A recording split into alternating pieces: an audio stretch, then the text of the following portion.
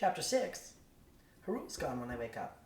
Sunlight shines on the empty side of the bed, as if no one was sleeping on there the night before. I run my hand across the sheet. For a second I think it was all a dream, but it all felt so real.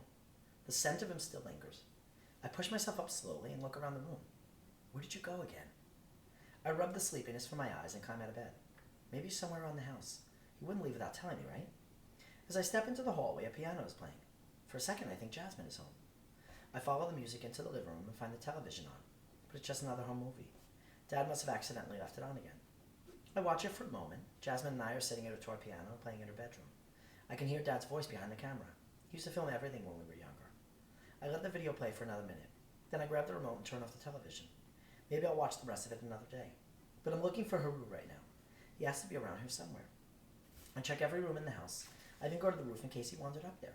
But there's no sign he was even ever here. When I return to my room, I find something on my desk. It's another origami star, folded from notebook paper. I hadn't noticed it before. I pick it up and turn it in my hand. Haru must have left this for me. Maybe this was his way of telling me he'll be back. I wish there was some way to send him a message. I was hoping we would spend the day together. I had it all planned in my head. How long did I have to wait for you to show up again? As I stare out the window, my phone goes off. An unknown number is calling me. Usually I let it go to voicemail, but the area code is from Chicago, so I answer the phone. Hello? A woman's voice comes through. Is this Eric Lai? Yeah, that's me. I'm calling from the managing office of the Chicago Theater, she says. We're currently reviewing your application and would like to set up a time for an interview. The Chicago Theater? For some reason, I don't remember applying there. Then again, I probably sent out 100 applications over these past few weeks. Sorry, what job is this again? A box office associate. Do you have any availability this week? This week? I pause to think, even though my schedule is completely open. But I don't want to come off as too eager. I clear my throat, trying to sound more professional. Yes, I should be available. What's the soonest I can come in? The office is open till 2. Today? Does that work for you? I consider asking about tomorrow. But what if someone else comes in today and they end up filling the position? Yeah, of course I can. I'll be there soon. I'll let our manager know. His name is Frank. Thank you so much. I say goodbye and hang up the phone. Then I stare out the window again, watching cars pass along the street. For a moment there, I forgot about the rest of the world. It's like waking up from a dream and feeling the weight of gravity again. I glance at the paper star in my hand, thinking about Haru, and then I sit by the window and get ready for the interview. The trains are crowded this morning. There's barely room as I stand to Google the Chicago Theater on my phone. It's a historic landmark spanning almost half a city block in the heart of the Loop. Apparently it opened as a movie palace that premiered films and live events, including the World's Fair in the 1930s. I skim through the shows they're playing before the doors open to my stop. The marquee shines like a billboard above the street. I've passed by its flashing red gold lights 100 times, but it's been years since I've been inside. I must have been a kid at the time. Who was it that brought me here again? As I step through the glass door, someone takes my hand as the memory comes back to me. This way! Jasmine's dress flutters as she pulls me inside. It's like stepping through the looking glass into a strange new world.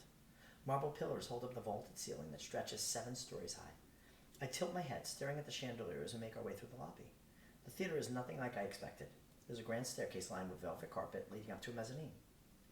Jasmine glances back at me and says, "It should be up these stairs." It's our first time at the Chicago Theater. We're too young to afford tickets for the show they're playing. It was Jasmine's idea to sneak inside and give ourselves a tour. Come on. Are we allowed up there? Of course we are. I give her a look.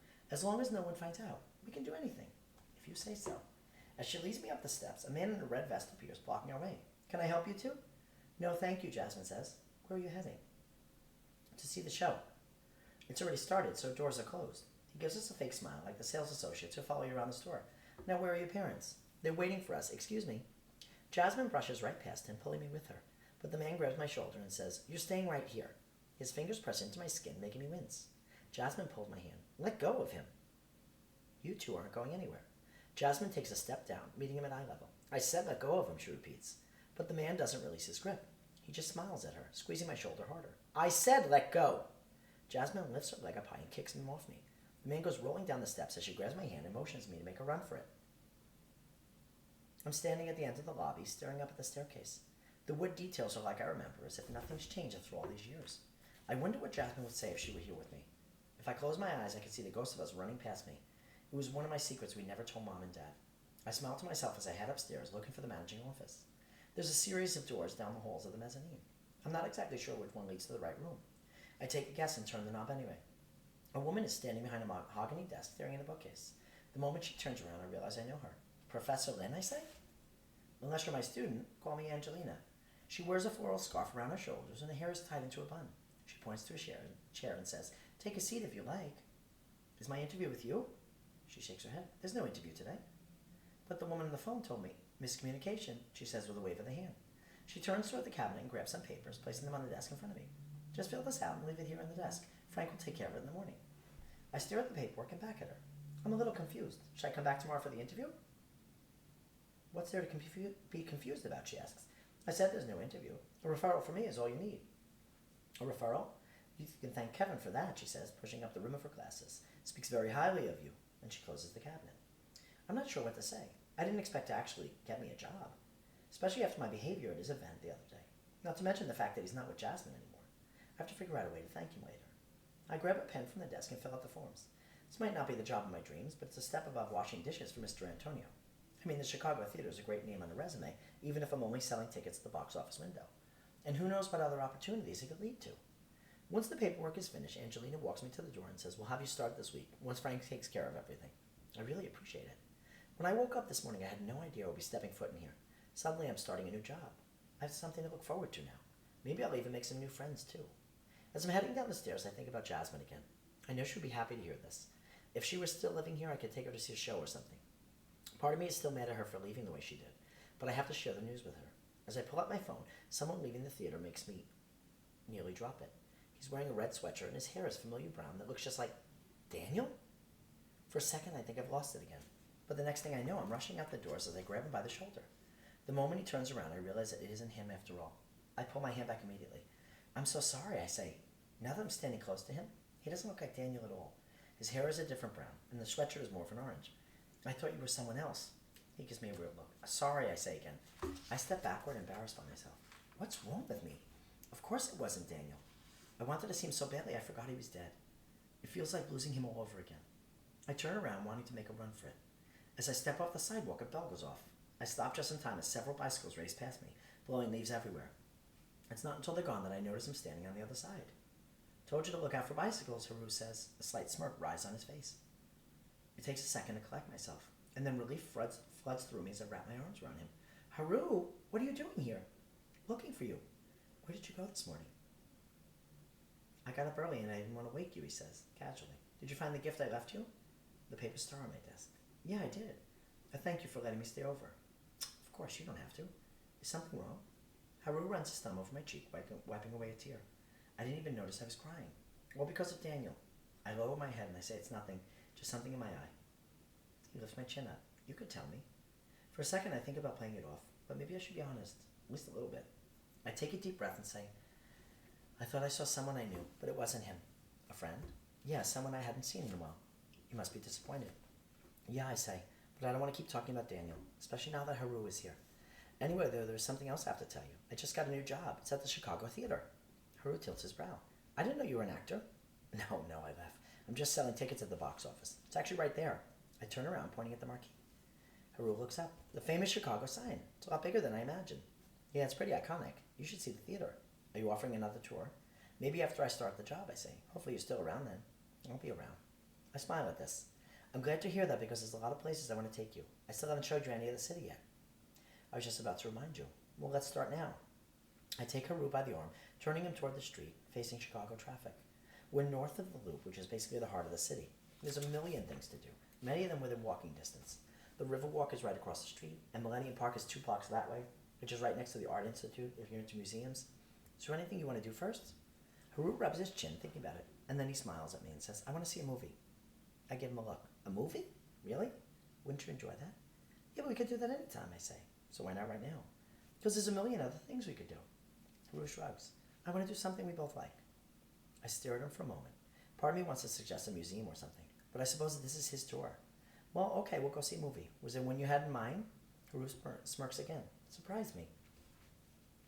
The theater is tucked between a laundromat and a yogurt shop. The sign on the box office reads $5 Tuesday. The films are usually a few years older, which Haru doesn't mind. He hasn't seen most of them anyway. We grab some popcorn and a box of cookie dough bites that caught Haru's eye. There's only one other person in the theater, making it feel like we have the place to ourselves. We decided on La La Land, one of my favorite movie musicals. Jasmine always had the soundtrack playing in the car. My favorite scene is when they're floating in the planetarium together, stars swirling around them. I turn to Haru the moment it comes on.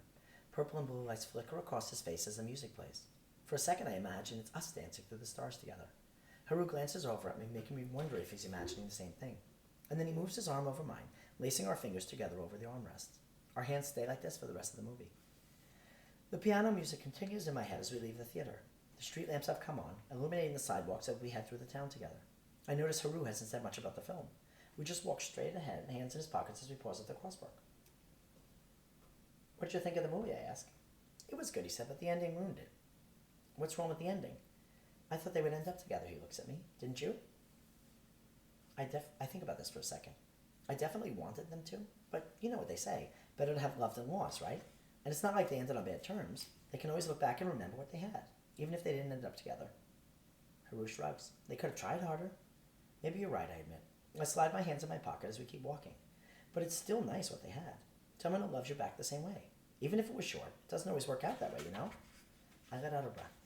I take someone remembering my drink at a coffee shop, to be completely honest. What's your favorite drink? It's not the same if I just tell you. Then how's anyone supposed to know, he laughs. By getting to know me, I say. I feel like I'm always the one who remembers and never the other way around. Haru stops walking. He holds out a hand. I turn around. What? Let's go to the planetarium, he says. The planetarium? It's your favorite scene from the movie, right? I figure it's a good place to get to know you better. A breeze blows across the street, ruffling the dark waves of his hair. I don't say anything else, just smile as I take his hand. Because at that point, I would go anywhere with him. Adler Planetarium is a copper dome at the edge of the lake. It's a local gateway to the cosmos, only a few train stops from the loop. Haru and I spend an hour walking beneath the solar system, looking through telescopes, playing with the interactive exhibits about time and space. We miss the sky show that makes you feel as though you're standing on the moon. But as we're walking by the planetarium, Haru notices the doors have been left open. I'm not sure if it's allowed, but we wander inside anyway. A large projector stands in the center of the room. Rows of seats are circled around it. Haru walks up to the projector and reaches out for a button. Before I can protest, the lights dim as the Milky Way takes shape in the dome above us. It's like staring into the hole in the universe. The cosmos swirls in gorgeous colors over our heads. I wander to the center of the planetarium, gaze at the stars in awe. It's like the scene from the movie. Except we're not floating, Haru adds. I never understood that part. Did they imagine it?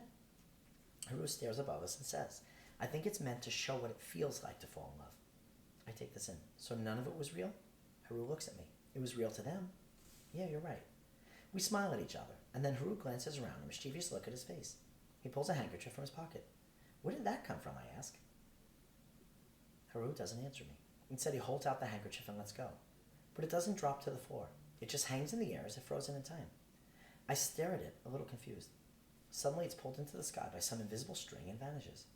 We both look up and back at each other, and a smirk appears on Haru's face. He holds out a hand and says, You said you wanted to float around. I narrow my eyes. What are you? You're not making me do it alone, are you? When I don't answer this, Haru steps up on the seat, reaching toward the ceiling. As his feet lift into the air, there's a flutter of a flute, followed by an orchestra filling on the planetarium with music. I don't know if it's coming from a speaker or my own head. And then he starts drifting away like a balloon. As I watch the distance grow between us, a sudden fear comes over me, the thought of losing him too. I swallow my breath, following after him. Haru, please, come back here. But he keeps rising as I stumble toward him, climbing over seats, trying to pull him down. Take my hand, he laughs. How are you even doing that? Haru turns upside down, reaching down for me. I step on a chair and I grab him. The second we lock eyes, a strange sensation moves through me as gravity vanishes, lifting me into the air. The next thing I know, we're floating through a purple galaxy. I don't know how any of this is happening. Maybe Haru doesn't know either. All that matters is we're together, moving through our own universe. But the scene doesn't last too long as gravity eventually lowers us again. Haru catches me as we slowly drift down to our seats. He crosses one leg over the other and looks at me. I squeeze his light as the lights come back on and the universe vanishes.